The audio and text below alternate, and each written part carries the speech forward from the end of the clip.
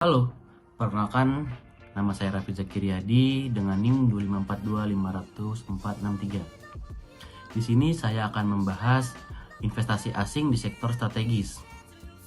Pernahkah kalian terpikir bagaimana sebuah negara berkembang bisa membangun infrastruktur raksasa, pabrik baterai canggih, hingga jaringan telekomunikasi dalam waktu singkat? Jawabannya seringkali ada pada aliran modal lintas negara atau yang kita kenal sebagai investasi asing langsung atau FDI. Di era globalisasi ini, investasi asing bukan lagi sekedar pelengkap, melainkan mesin utama penggerak ekonomi. Namun, ketika modal tersebut masuk ke sektor strategis seperti energi, pertahanan, pertambangan, dan infrastruktur, dinamika berubah. Ini bukan lagi soal untung rugi ekonomi belaka, melainkan tentang kedaulatan negara.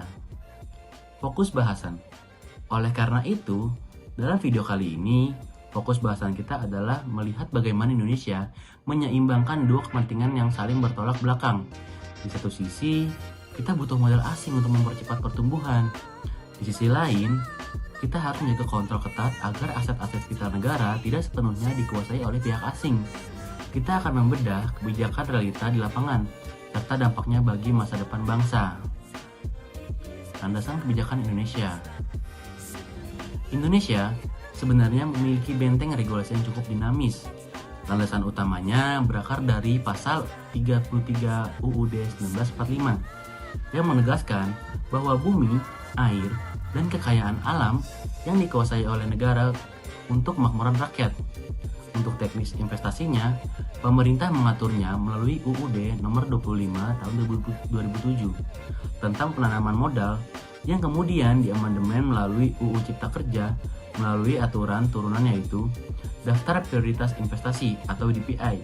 Pemerintah yang jelas memetakan mana sektor yang terbuka penuh untuk asing, mana yang wajib bermitra dengan UMKM lokal, dan mana sektor pertahanan, keamanan yang mutlak tertutup bagi modal asing.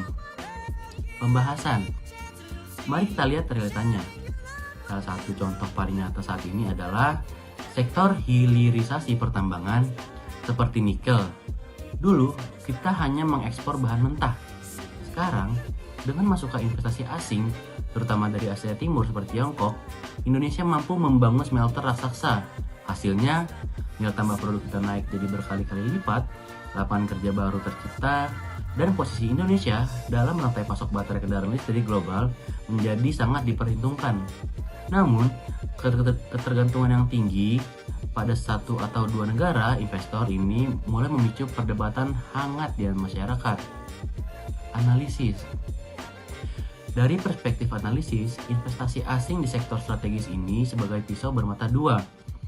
Sisi positifnya terjadi transfer teknologi dan peningkatan standar industri lokal yang tidak bisa kita capai sendirian karena keterbatasan APBN.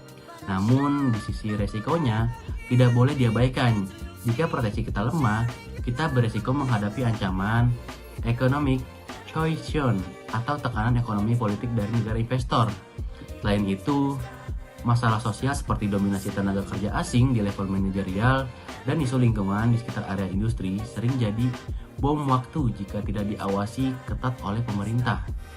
Kesimpulannya, investasi asing di sektor strategis bukanlah suatu hal yang harus ditakuti secara berlebihan, tapi juga tidak bisa lepas tanpa kendali. Kuncinya ada pada ketegasan regulasi dan pengawasan. Indonesia harus tetap menjadi kapten di rumah sendiri. Regulasi harus memastikan bahwa setiap rupiah modal asing yang masuk wajib membawa manfaat nyata bagi penguatan kapasitas industri dan kesejahteraan masyarakat lokal. Ya, itu dia tadi. Terima kasih telah mendengarkan penjelasan saya. Semoga pembahasan ini bermanfaat. Oke, itu dia pembahasan saya tadi yang membawa judul investasi asing di sektor strategis. Sekian video dari saya. Terima kasih banyak telah mendengarkan dan selamat malam.